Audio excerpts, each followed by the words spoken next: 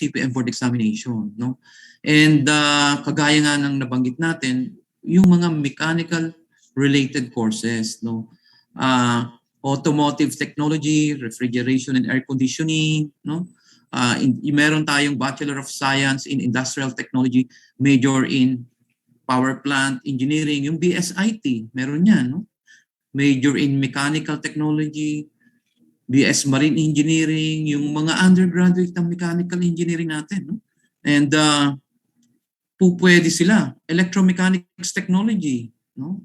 Ito mga courses na to, ito yung mga related at approve kagad sa Board of Mechanical Engineering. Kasi nga, ito yung mga courses na talagang pang-mechanical.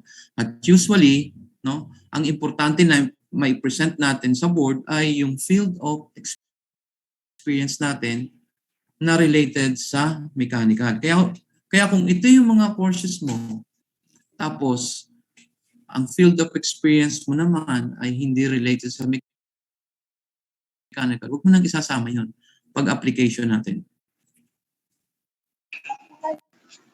Okay? Now, may mga courses na hindi naman about mechanical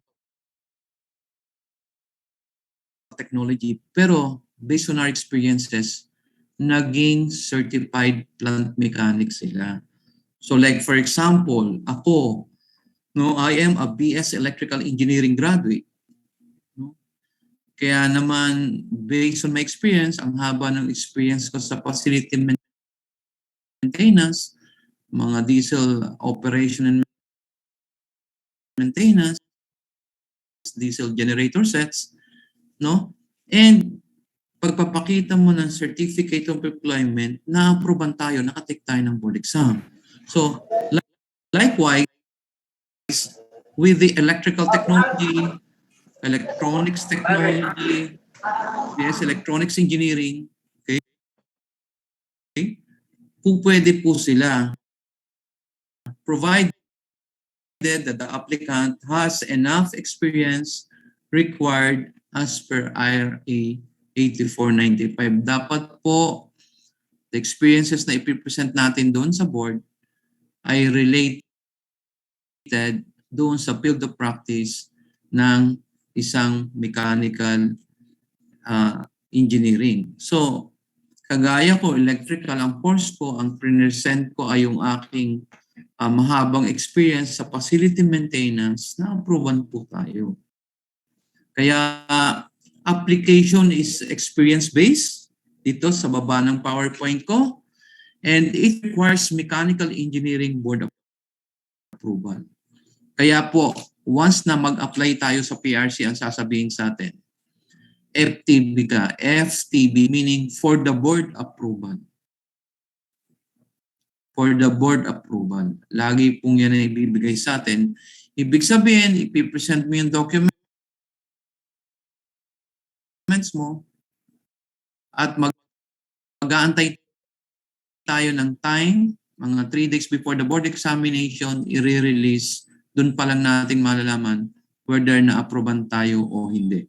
Okay? So, tanging ang mag-a-approve lang yan ay ang PRC. Ngayon, ang ginagawa namin sa grupo namin, so we make sure na yung documents na assess namin, na tingnan namin mabuti, para pagdating sa PRC, ay guaranteed na ma-approvean siya ng pag-take ng board exam. Now, what are the requirements yung PRC na sinasabi natin na dapat comply mo, hindi na magpabalik-balik pa yung documents mo, maayos, tingnan po natin. Now, at least 1-year certificate of experience signed by a registered mechanical engineer or a PME, kagaya ni Sir Ogie. So, kagaya ni Sir Ogie, pipirma siya dyan sa yung certificate of experience. Ito yung tinatawag nating Form 104. And then you must have a certificate of employment, i-attach mo dyan. So, if you have a several company na gusto mong isama dyan, so dapat one company, one COE, one certificate of experience, one Form 104. Ganun po ang mangyayari yan. Hindi mo pwedeng pagsama-samahin yung mga dokumento mo. No? Ulitin natin, one company, one COE, one Form 104, nakalagay yung detailed description ng mga duties and responsibility mo, and then it will be signed by a PME or a registered mechanical engineer with dapat with a valid, nakalagay dyan, with valid PRC ID. No? Ngayon, mahalaga po ito yung valid PRC ID. May experience kasi kami before na naging question before sa amin ng mga mechanical engineer na hinanap namin kasi nga yung PRC ang nag-a-approve regarding dun sa Form 104 na ipapasa mo. Ngayon, nagiging ruling sa PRC na ginagawa dun sa electrical and then mechanical before is yung number of years of experience na ipipresent noong aplikante or yung magte-take ng board. Dapat yung license nung certifying officer or the PME or the mechanical engineer ay covered yung years of experience niya. So for example, si Sir Ogie ay pipirma ng certifications ko at ako ay mag-a-apply sa board examination. Tapos makikita ni Sir Ogie ang aking certificate of experience na ipapasa ay 20 years, yung professional mechanical engineering PRC license ni Sir Ogie ay hindi ko magagamit because wala pa siyang 20 years na PME. So ganun po yung naging issue namin before. Kaya ang gagamitin ko kay Sir Ogie ay yung kanyang registered mechanical engineer na dapat valid. Kaso ang nangyayari, karamihan or majority ng ating mga PME, hindi na nila re-renew yung kanilang registered mechanical engineer. Kaya hindi mo siya, pag hindi ni-renew ni Sir Ogie yun, hindi niya po ma-certify because hindi nako-cover ng kanyang lisensya yung experience na pinipresent ko. Kaya nakakahanap din naman tayo niyan, napakaraming member ng, for example, here in Central Laguna, nakakuha rin tayo nung kasamahan nila na mayroong 25 years of experience, registered mechanical engineer, valid yung kanyang PRC license, kaya na-certify yung isang applicant na mayroong 25 years of experience. Ngayon, bakit nga ba ganun yung nangyayari? Minsan, tinatanong din namin to sa PRC. No? And kahit ako as certifying officer, kung gagamitin ko yung PE ko, which is around 6 or 7 years, hindi ko rin magamit doon sa experience. Kasi nga, kinakailangan i-cover yung license ko o yung kanyang field of practice. So kung meron kayong kasamahan, bago mechanical engineer, ikaw naman, aplikante, meron kang 3 years experience, yung mechanical engineer, 1 year experience, hindi niya rin as the certified over yung field Greater tayo, no? So, experience or number of years of experience. Dapat maging malinaw yun. No po? Kasi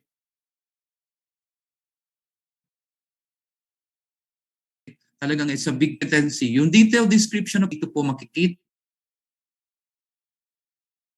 Ano ba yung mga equipment na nahawakan mo na? I-detailed mo lang dyan. For example, halimbawa, nasa isang machine shop kasi humahawak ka ng lathe machine, kailan ba siya na-acquire, ano yung capacity niya. Of course, may mga compressors kayo doon, i-detailed mo lang yung mga machines na nahawakan mo na during or yung field based on your COE or field of experience. Affidavit of competency. Ito naman ay ibibigay sa atin ng ating certifying officer like a mechanical engineer or a professional mechanical engineer. Bibigyan niya tayo, ito yung maganda niyang magiging regalo sa atin kasi bibigyan niya tayo ng certificate or affidavit na magpapatunay na we are competent na. Pwede na tayong maging certified plant mechanic. No?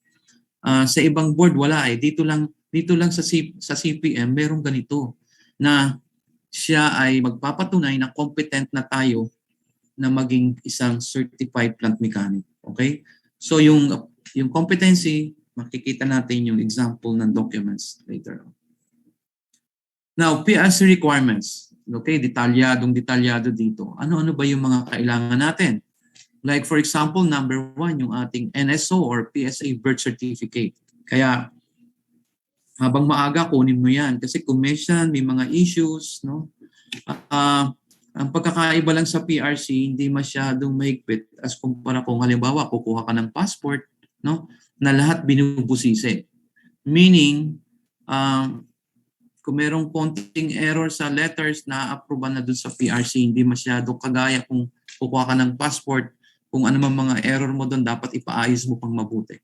Dito, as long as you have your PSA, no? And kung babae naman, kailangan yung marriage contract, no? And then you need to submit your transcript of records, no? And dito, ang importante dito, kukuha ka doon sa school mo ng transcript of records na ipapa-attach mo yung picture mo and then dapat nakalagay for board exam purposes. No? Dapat na andyan po yung remarks na yan. Kaya ang mga questions sa amin, sir, paano po ito? Meron na dati pa akong TOR, kinuha ko to, nakuha ko po ito 5 years ago pero wala itong picture ko, walang nakalagay for board exam purposes. I-advise ka na namin na go back to your school and then kuha ng TOR and then sabihin yung remarks or purpose mo para sa TOR mo. Kailangan meron kang updated TOR with your picture and with the remarks for board exam purposes. Kaya natin sinasabi yan kasi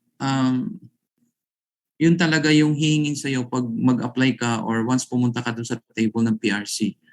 No? Ma-comply mo yan, wala kang magiging problema. Paano ba yung iba na, sir, paano to? Hindi na makapunta sa probinsya ko. Ito po yung documents ko. Wala namang for board exam purposes, walang picture. Meron ba tayong experience na na-approve ng board? Meron po kaming experience na na-approve ng board. No?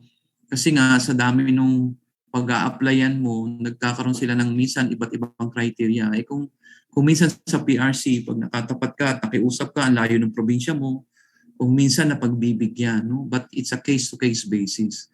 Kaya kung ang tanong, yung lumang TOR na-aproba, kung minsan na-aproban. Ngayon, pag natapat doon sa mahigpit, talagang hindi ma-aproban. So it's up to you na mag-decide ka kung anong gusto mong mangyari. Certificate of Employment, no? I-attach natin yan doon sa ating Form 104. Dito sa Certificate of Employment, pag nagpagawa kayo sa company, make sure na yung ilalagay ninyong job title dyan ay yung kung ano man yung job title ninyo, pwede naman yun. Halimbawa, ikaw ay isang operator, okay? Or machine operator. Okay na yon. But the most important is yung detailed description noong ginagawa mo as a machine operator.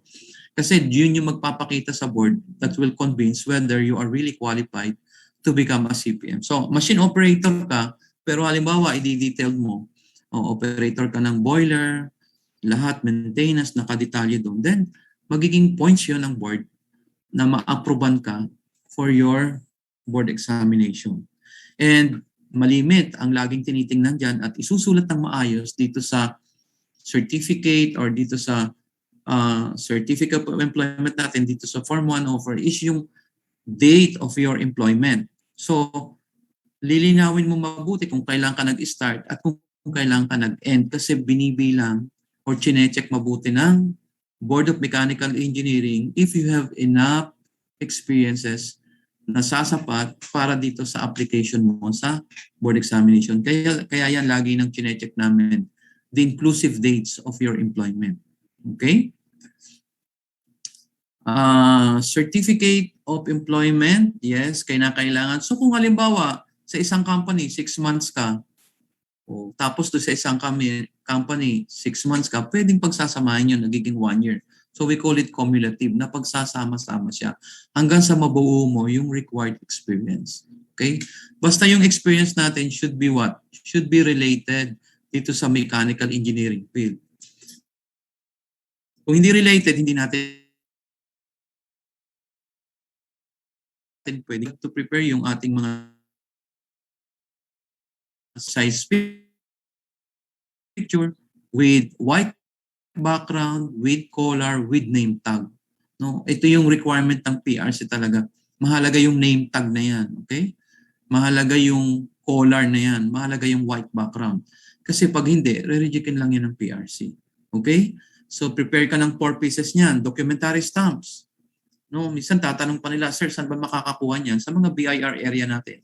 Kung nasaan man tayo, nakakakuha tayo ng documentary stamps. And sa PRC na rin, meron po tayo niyan, nakukuha ng documentary stamps.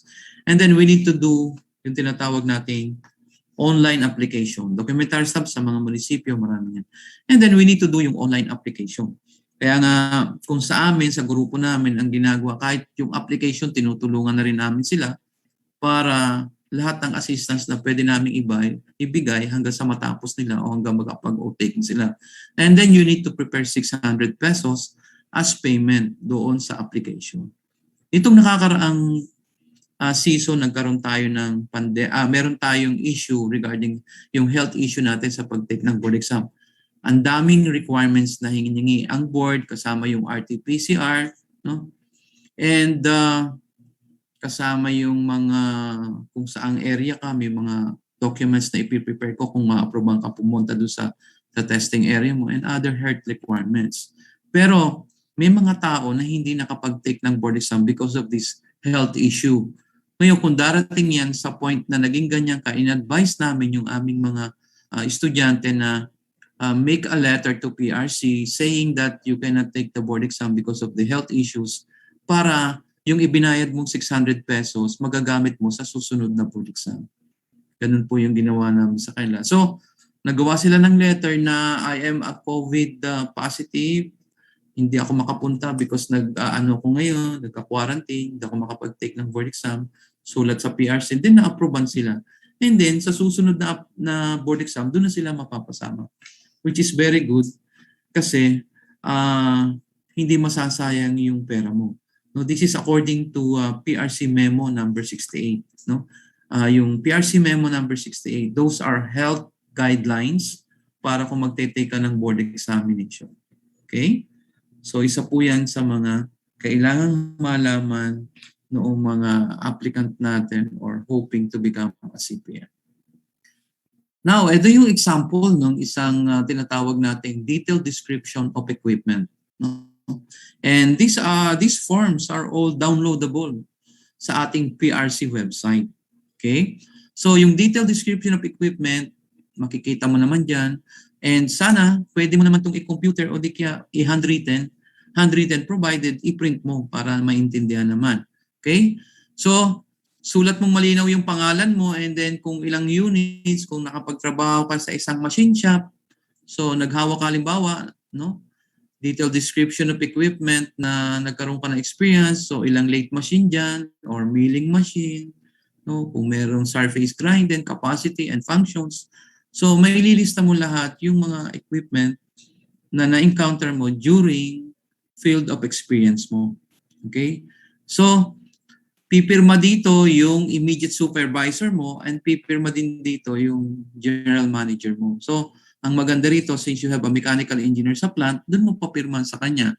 And then yung iyong signatory ng immediate supervisor. Hindi na hinihingan ng mga ID itong mga napirma sa baba. So, no need to prepare their identifications or PRC ID. And the most important lang na ID ay doon sa ating certifying officer. But here, signature of your general manager or your personnel, no need for the ID, or signature of your immediate supervisor. No? Usually, ito yung mechanical engineer mo. Dito, magsisignature siya, lagay niya yung registration niya, but no need to submit for his or her PRC ID. Okay? So, usually, madali lang kasi ano naman to, these are list of equipment na na-experience mo doon sa field of practice mo habang nagtatrabaho ka. Doon sa mga estudyante, nagagamit nila ito kasi na-approve ng board yung mga estudyante natin na katatapos lang, kagagraduate lang, nagagamit nila yung kanilang OJT certificates. Yung OJT certificates, pwede yun as field of practice. Plus, doon sa OJT nila, ano ba yung mga ginamit or machines na na-experience nila doon sa field of practice nila. Okay? So, estudyante ka, pwede mo magamit yung OJT certificate mo. Okay? Next, PRC Form 104. Again, all forms are downloadable dito sa ating PRC website. No? And itong isa na to, unlike dun sa kanina, dun sa certificate, ito kailangan notarized. No? Kailangan ino-notarize. And then, pipirma dito yung certifying officer, written yung certificate of registration niya, and then kailan na-issue. And then, you need to attach his or her valid PRC license. Okay? So, one company 1 certificate of experience. Okay? So for example, kukunin mo yung date mo kung kailan ka nag-umpisa natapos, and then position held, mechanical technician, specific function, no? You do welding fabrications, no? You do maintenance ng mga air conditioning and chillers, o ida-itemize mo lahat dyan. And pinakamahalaga, yung valid PRC license. Okay? 1 company, 1 COE, wag mong pagsasama-samahin yan dyan. Kaya nangyayari naman, sabi nila, sir, 4 yung company ko. Ang problema ko, sir, ang laki ng gastos ko sa notaryo. Wala tayong magagawa. You need to pay for the notary, yung attorney na magno-notarize sa atin. Okay? Kaya yung iba, minsan, pagka may isang COE and then cover na yung experience niya, isa na lang ang ginagawa nila para makatipid doon sa kanilang pagpapanotaryo. So, it's up to you, but ang importante is you must satisfy sa board yung requirements sa PR sa experiences na hinihingi. Okay, affidavit of competency, this is an example ng affidavit of competency. And ang pumipirma dito, siyempre, yung ating, mas maganda rito, yung ating mga professional mechanical engineer. No? Dito, nakalagay, a registered professional mechanical engineer by profession. Yan. Yan ang pipirma doon sa affidavit of competency natin. Ibig sabihin, talagang we are qualified to become a certified plant mechanic. Kailangan makumpleto niya yung mga details mo ng PME dito. Certificate number, date, yung kanyang cedula, issue on, and kailan. And then signature niya, plus ipapanotaryo mo pa rin ito.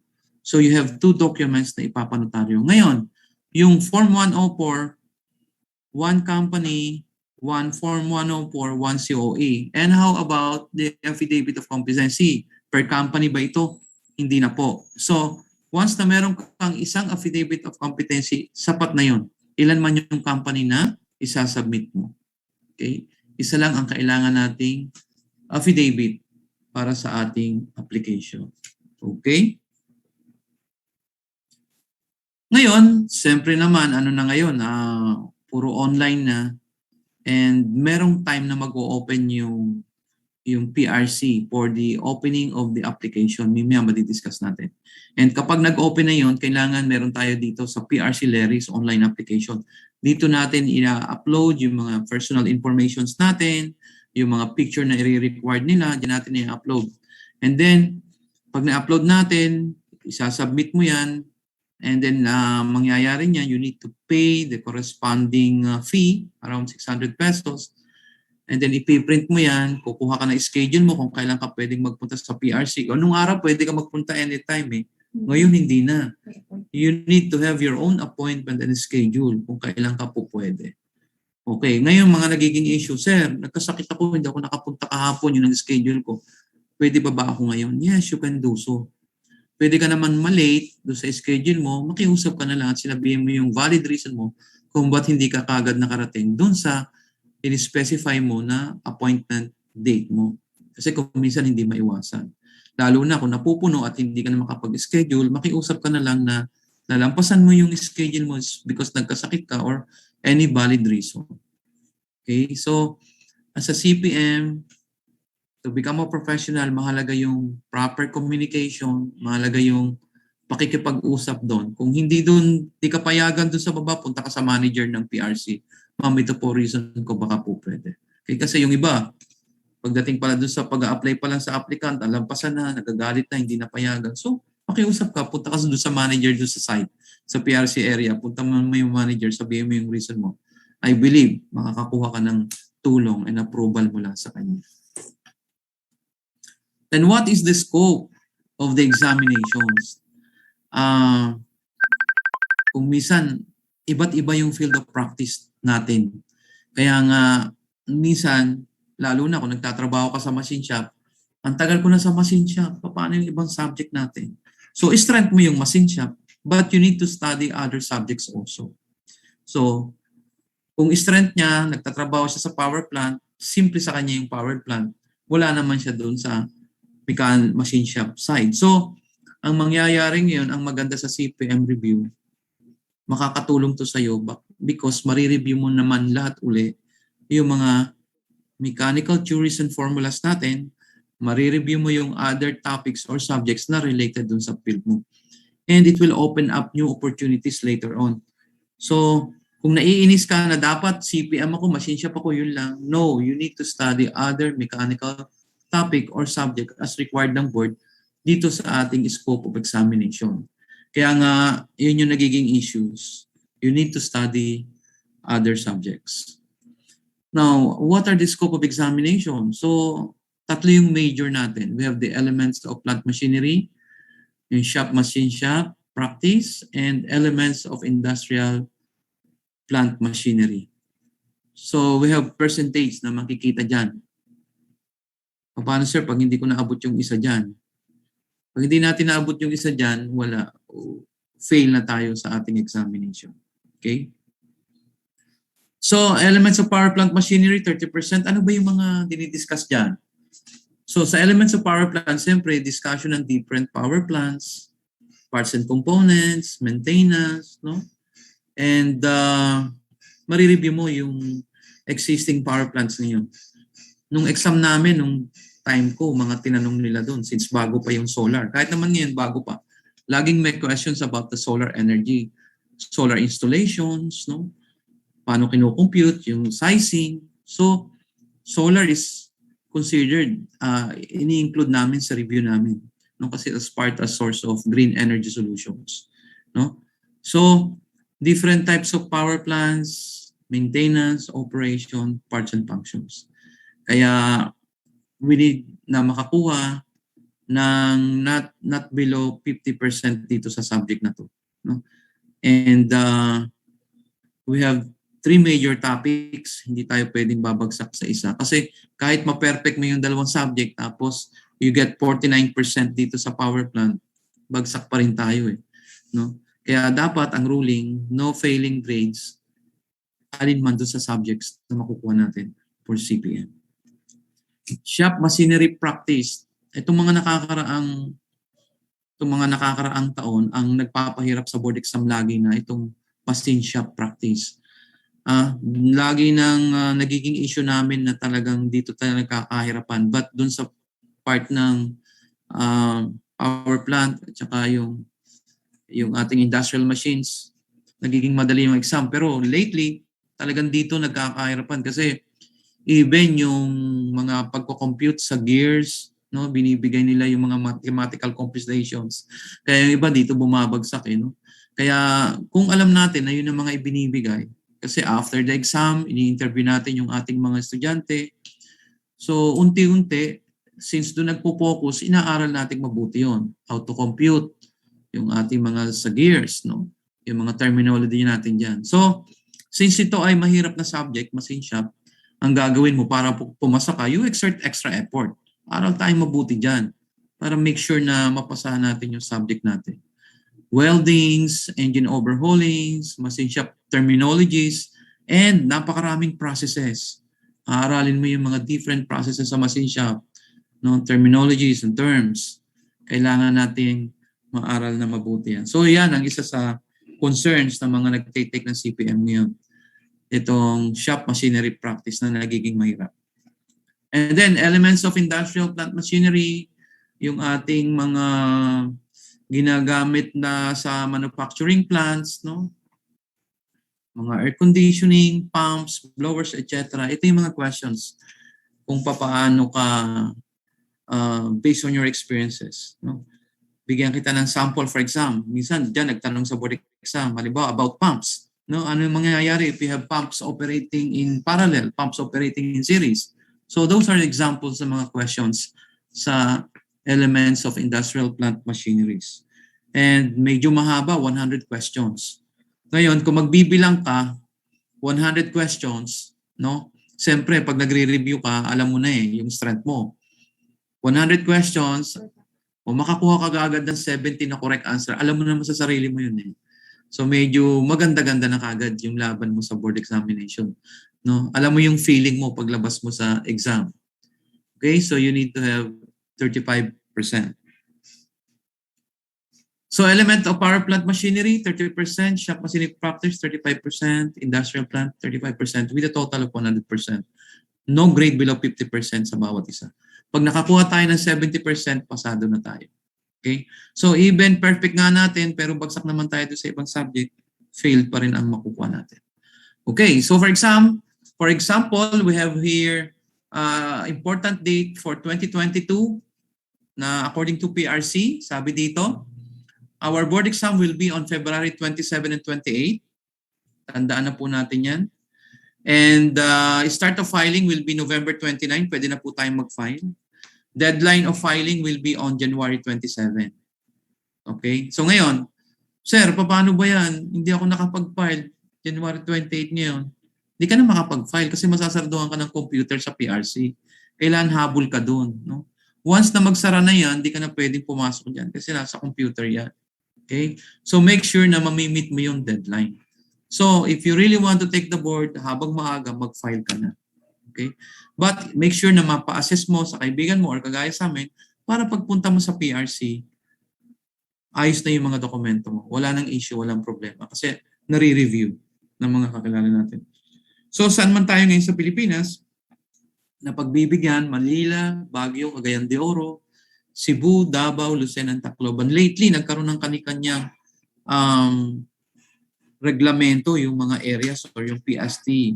Kasi yung iba, hindi nag-open sa Manila, nag-open sa Lucena. So kanya-kanya siya mga health issues. No, and hoping ngayon medyo gumaganda na yung ating condition and we are hoping na ma-aproba na yan sa buong Pilipinas. No? Kaya sabay-sabay na magte-take ng board examination. Of course, kailangan pa rin nating ma-meet kung ano man yung iseset na new guidelines ng PRC kasi nitong huli is PRC Memo number 68, lahat ng health requirements. Isipin mo mag-board exam ka, naka-face shield ka, naka-face mask ka ng N95. Ang hirap po mag-exam niyan kaya marami hindi nakapag-take. Plus you need to spend money for your RT-PCR which is about 2,500 pesos or 3,000 pesos. And for example, yung Lucena, hindi ka rin nila papayagan kung hindi ka titigil doon sa hotel na accredited din ng PRC. So kailangan magbigay ka ng proof na tumigil ka sa hotel na accredited ng PRC. And kailangan din makapag-register ka doon sa provincial requirement ng Lucena kasi hindi ka makapasok before. So those are experiences na binabanggit ko regarding health issues, health requirements, na naging desisyon nung kani-kanyang PRC services sa different regions or different provinces. So hoping na mababago na naman ito since lumuluwag na tayo ngayon, aantabayanan na lang natin lagi yung mga issues or memorandum na ibibigay sa atin ng PRC. So these are some people na naging tagumpay yung pag-review nila sa amin sa aming board examination sa CPM, nakaka-produce kami ng mga top-notchers. And hindi lang yun, kundi nagkaroon sila ng mga career development. Actually, ito yung gusto natin sa CPM program. No? Kasi mag-o-open up ng new opportunities, new learning, and mapipil mo na magkakaroon ka ng mas magagandang opportunity.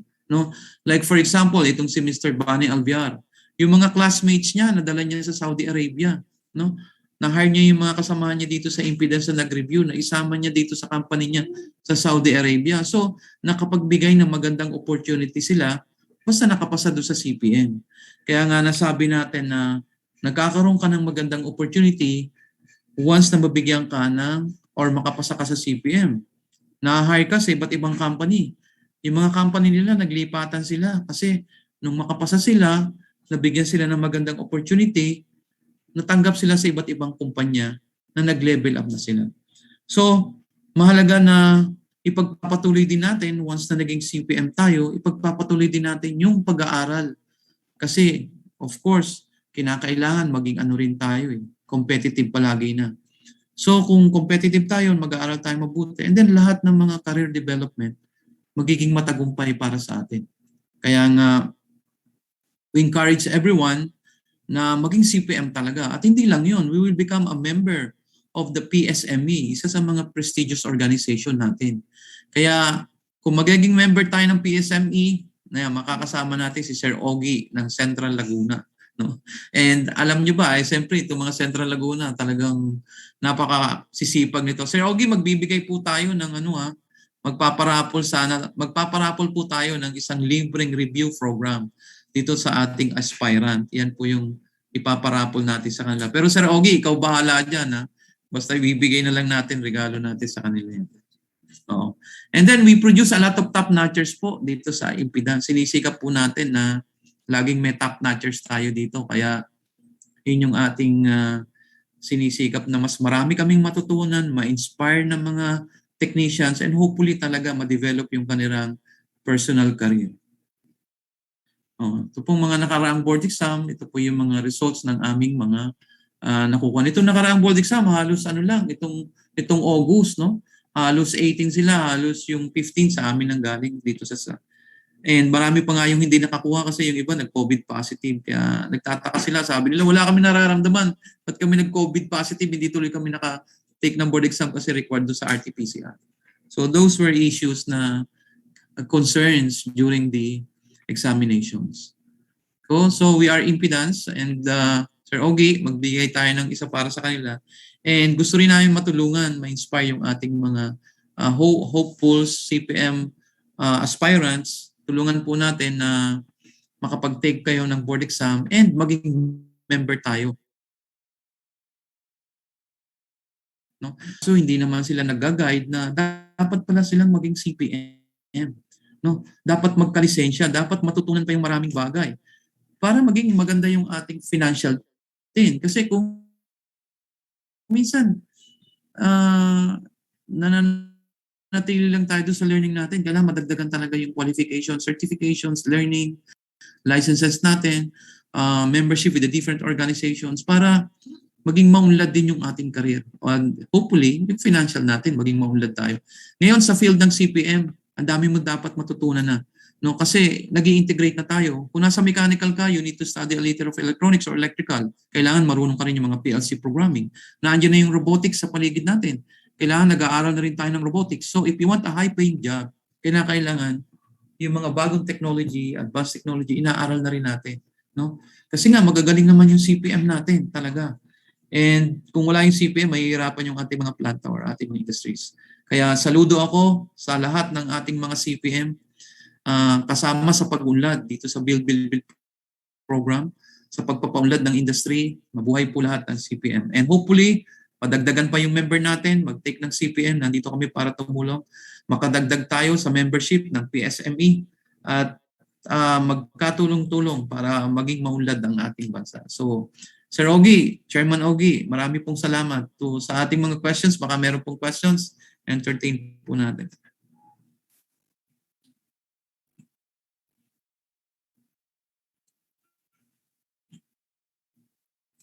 Okay, akala ko hindi na ako i-unmute ng host eh.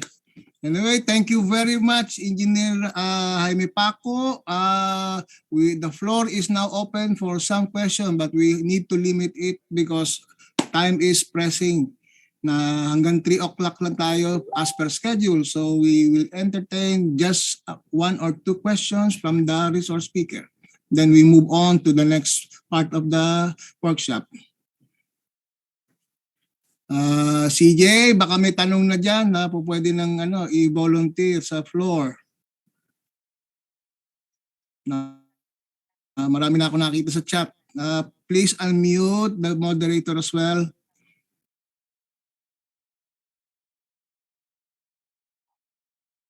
Dito, may tanong po sir, kay Sir Paco yata. Allowed po ba from Joven Caballes? Nauunahan ako. Teka, sandali, bubuksan ko nga.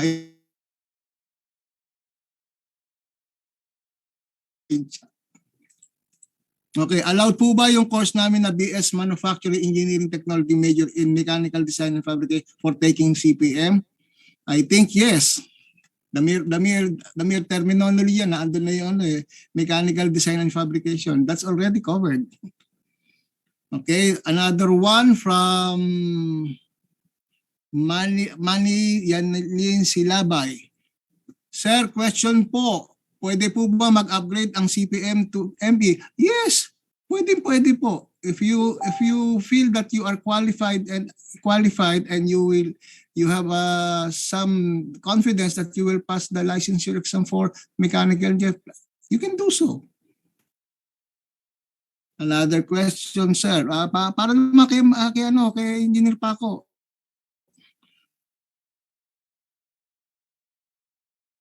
Seeing my ungrad o ano to,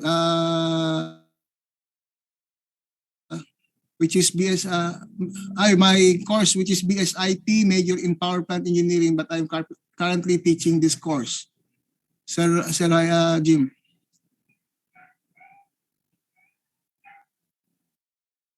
Paki-unmute po si Engineer Paco.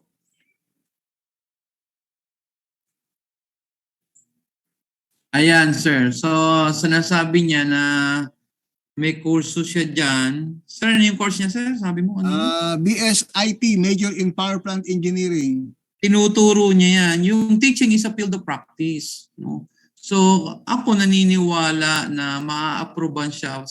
Pero siyempre, Board of Mechanical Engineering pa rin. Lagi naman tayo, if you have a course related to mechanical, kagaya nung kanya, 2 years vocational o kung ilang taon yon, basta minimum of 2 years, plus may field of experience siya kasi teaching is a field of experience. No, meron kang 1 year experience or more sa teaching, I believe maa-approvean ka. Okay?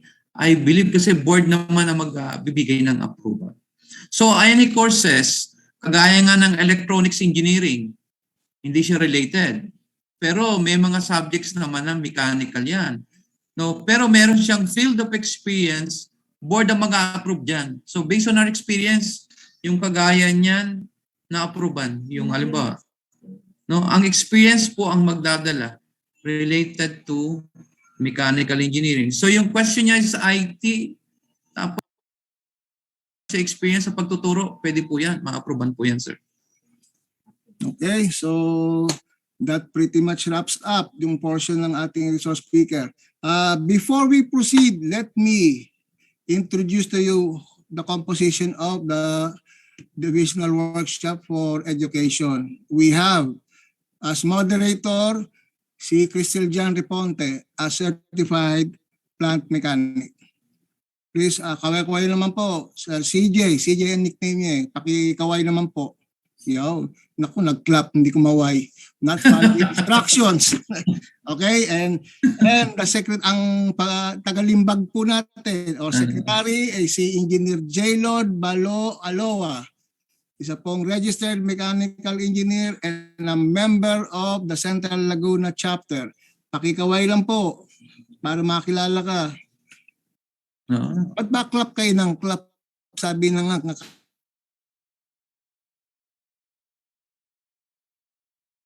Kaway. Very much. Now, in ang house rules ng workshop.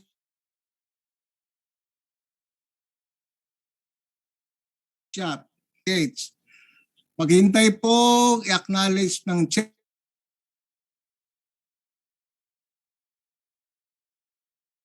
Wait to be recognized. So one at a time lang po. Use the hand raise reaction available at your Zoom bottom icons. So ano po ito? Kung sino po umauna, yun po ang ikikita. Wishes to speak. The chairman may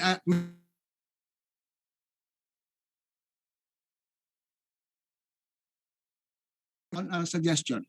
The advisor will only come in if acknowledged or requested by the chairman. Okay, and lastly, since there is a limitation in time, we shall only discuss what is allowed by the time limit. So, knowing that, we shall now proceed.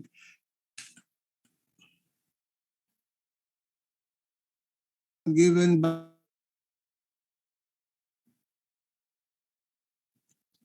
any volunteers who would like to discuss, to opine or suggest?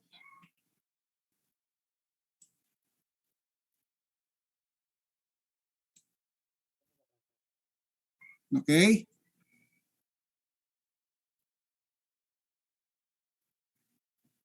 The suggestion may come in the form of a suggestion that the PSME National may take up or consider to endorse to the regulatory agency which handles us, meaning the Professional Regulations Commission and the Board of Mechanical Engineers, as well as how to go about being a CPM, ano mga nagiging limitations o barriers or obstruction para makakuha kayo. Baka naman po pwede rin na mag-suggest kayo na consider pa ng ibang field to take up CPM other than those highlighted by Engineer Paco. Okay? For example, ang dental technician, humahawak po ng makina yan. Kasi may pneumatic system ang dental chair. That may be considered. Pero that is a specialization as well. Example lang po yun. So kung isasama nyo as a resolution, i-consider ang ibang field, you may do so. But you have to, that should come from you. Okay? Any volunteers? Wag po mahiya. Pwede pong Tagalog, hindi po kami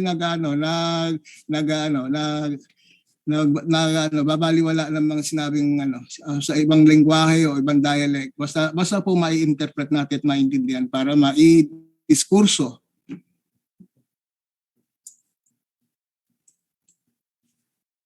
Okay? Sige po, para kasi magkakaroon pa tayo ng discussion for amendment and objection. Okay? May I recognize Freddy. Ano ba itong kaya ito problema nito eh. Nag-raise ng hand po si Freddy. Ano po ang pangalan niya? Paki-unmute po si Freddy. Freddy Oclaman po. Freddy Oclaman. Sir, saan po kayo? Cagayan de Oro? Yes po, CDO chapter po. Sige po. Sir, good afternoon po sa lahat. Good afternoon. Sir, yung raise ko lang po, baka pwede po yung mga registered mechanical engineer is pwede na po hindi magpa-notarize kahit walang field of experience, kahit kakapasalan niya ng board exam. Pwede po ba yun? Baka pwede yun. Ang pagkakasabi po, paano po makukunin? Magpapa-notarize for what, sir? For application for CPM po. So, kasi sa PRC requirements, kailangan talaga magpa-notarize ng certificate of experience. So if RME ka na, baka pwede po hindi na magpa-notarize. Sir, I do not think so kasi regulatory requirement po 'yon. Hindi tayo nagko-control noon. Ang pamahalaan through the PRC. Yun po ang kanilang mandato, so we will only have to comply. Okay po. Suggestion lang po naman. Okay po. Okay, sir. Pero po pwede ho natin suggest. Kaya lang, malabo po yun.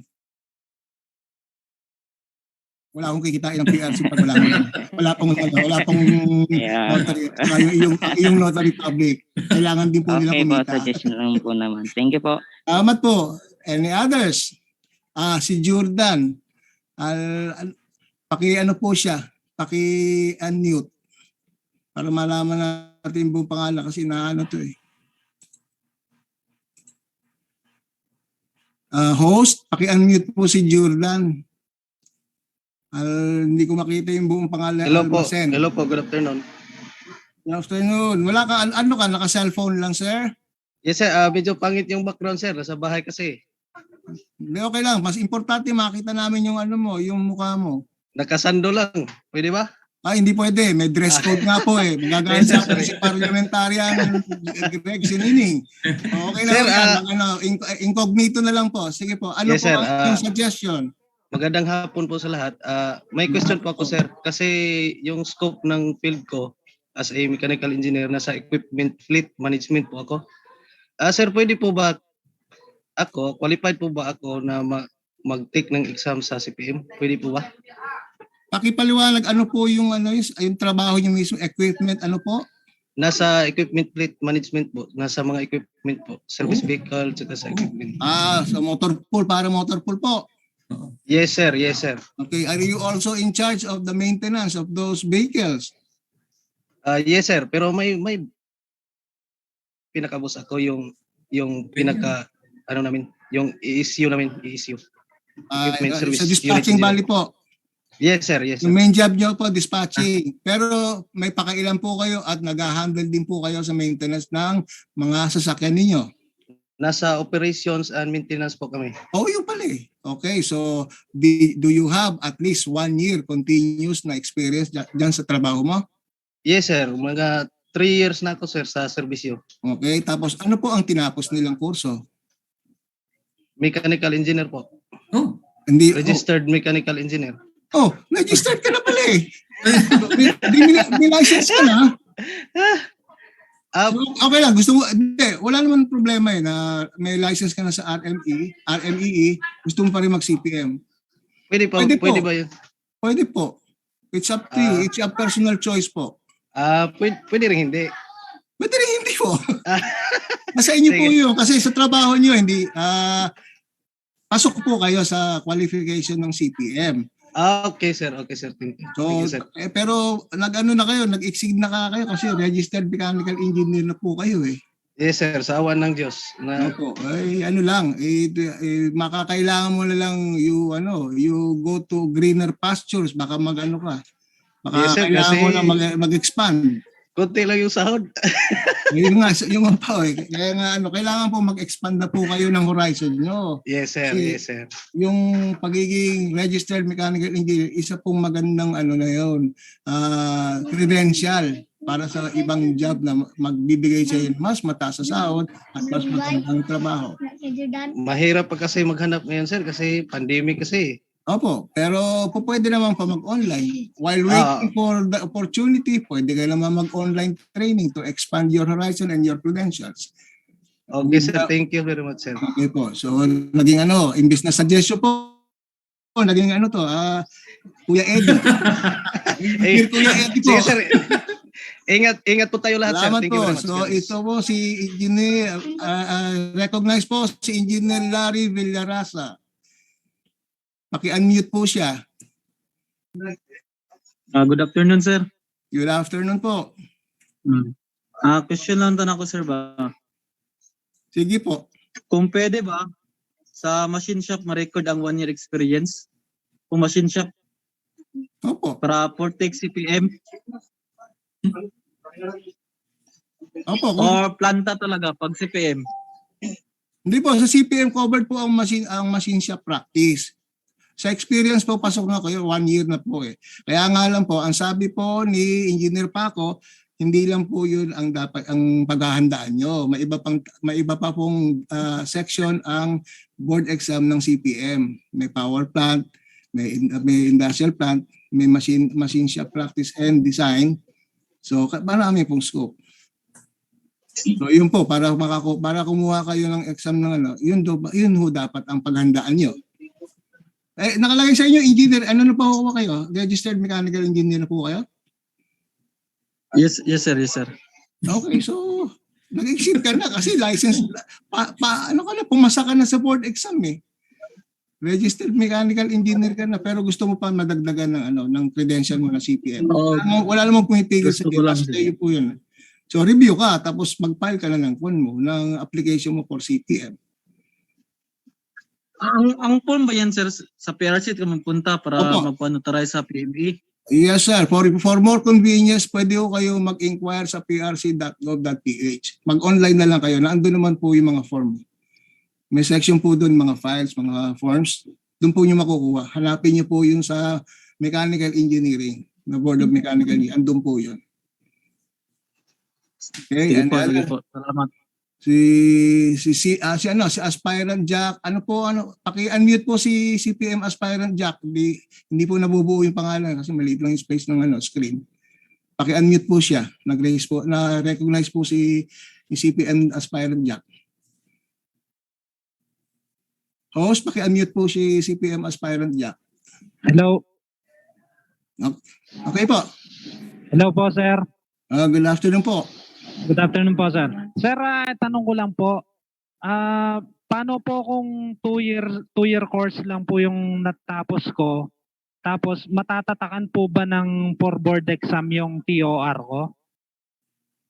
Hindi, ikaw maglalagay nun. Ano bang course yung sinasabi natin? Dapat yung base lang doon sa mga nilista ng ating resource speaker. Ang course ko po kasi sir electrical technology, 2 years. Pero nag-handle po kayo ng mechanical equipment. Yes sir, dito po ako sa Clark sir, sa manufacturing po. Okay. So, I will give the floor to Engineer Jaime Paco to expound at saka to explain further. Sige po sir, thank you po.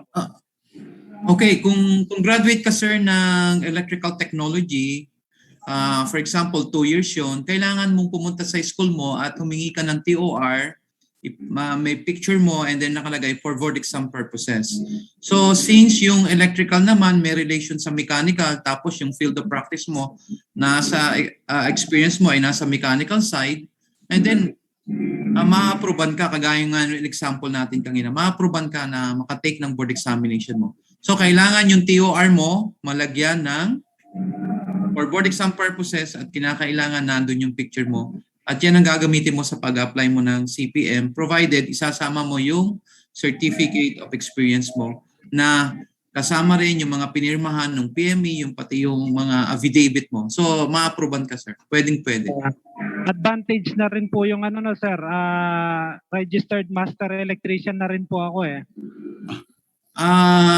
Experience. Hindi siya related, hindi magbibigay ng bearing yun. Ang titingnan lang lagi diyan ng board is your natapos mo and yung experience mo. Okay. Salamat po sir. Thank you. Lumalabas po add-on credentials po sa inyo. Dadami lang po ang inyong license yung PRC card niyo po pag nakapasa po kayo sa CPM. Okay. Sige. Sige po. Now may we recognize Joey Bogol. He has raised his hand. Host, unmute po siya.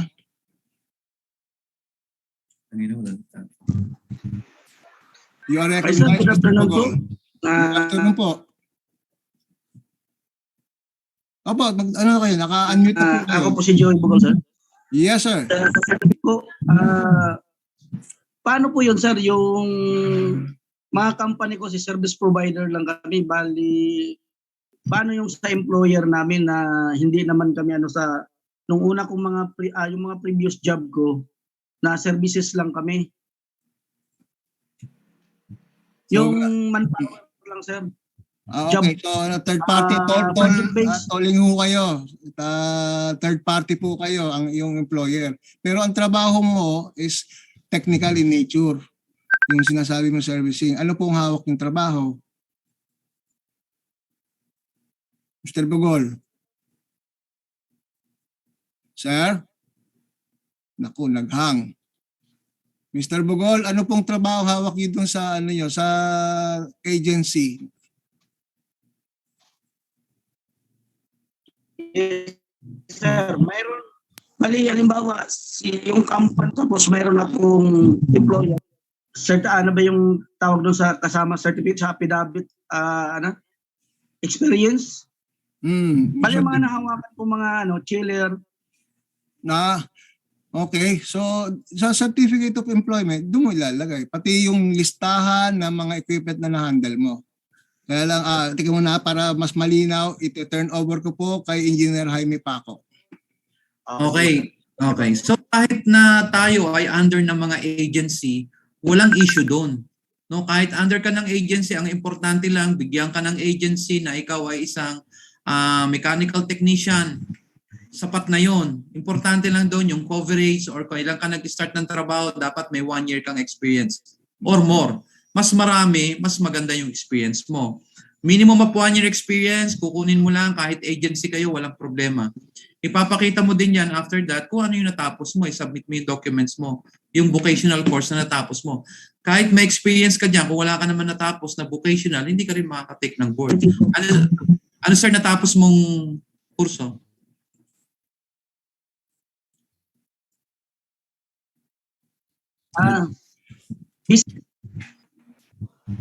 Bali ang technician na facilities technician. Hindi, yung kurso po nyo pinag-aralan nyo sa kolehiyo o sa institute o sa sa isang paaralan. Power plant engineering, sir. BSIT. Opo, sir. Approve, sir. Power plant engineering ka. Approve na po yun. Yan. Yun na po yung kursong binagbabanggit natin kanina. Opo.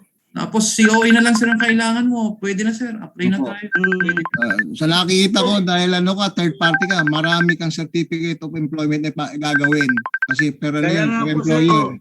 pinatagal lang ako sa mahirap mag-process ng mga papers. Sa ngayon, sir, baril direct hire na ako pero mababa talaga yung sahod. Gusto ko kasing umangat. Now, okay, kasi maganda avenue po ang CPM. Kaya lang, paghihirapan niyo muna. So, documentary requirement pa lang, tirat na po yun. Pero after that naman, at ikaw pumasa, makikita mo naman ang ginawa mo later on. Okay po, thank you po, sir. Okay, thank you. Next, may we recognize CPM aspirant Jaime. Siya nauna kanina versus Region Tablang. Okay, unmute po si CPM aspirant Jaime. Sensya na po kayo, hindi ko nababasa ng gusto yung anang kumpleto yung pangalan nyo eh. So, po, magandang sige po. hapon sa lahat.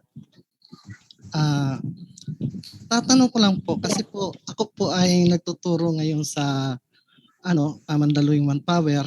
Under po kami, accredited po kami na TESDA. Ang tinuturo ko po ay welding. Pero previously po may mga experiences po ako as welder at nakapagtrabaho din po ako sa power plant, doon po sa Sual power plant at saka sa may Pagbilao power plant.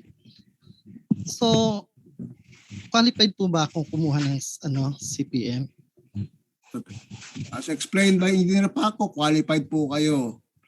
Kaya lang po, pagkuha ng board, marami pa kayo pag-aaralan kasi one section lang yung welding technology na na kabisado nyo. There are other fields in the CPM that you need to review and pass.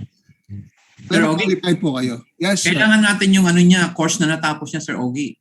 Kailangan i-assess natin kung anong kursong natapos niya. Yes, sir. Sa welding